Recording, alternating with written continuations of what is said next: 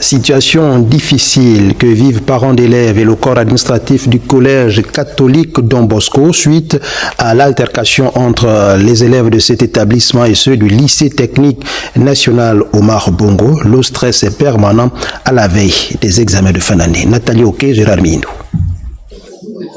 Ils ont tous effectué le déplacement du collège catholique Don Bosco pour échanger avec la tutelle.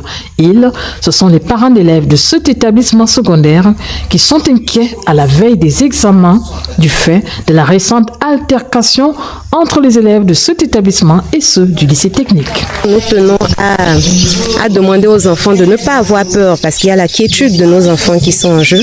Il y a les psychologues également que la gendarmerie et la police a décidé de mettre à notre disposition. Pour les 3 semaines de cours qui restent, ils seront là, présents psychologiquement. Nous connaissons la tétutesse des élèves du lycée technique.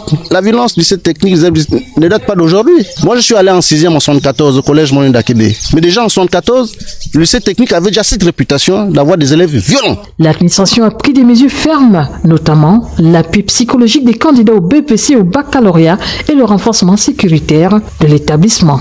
Nous, parents d'élèves que nous sommes dans le Gabon tout entier, quand nous partons au travail, nous savons que nos enfants sont à l'école et ils sont en sécurité.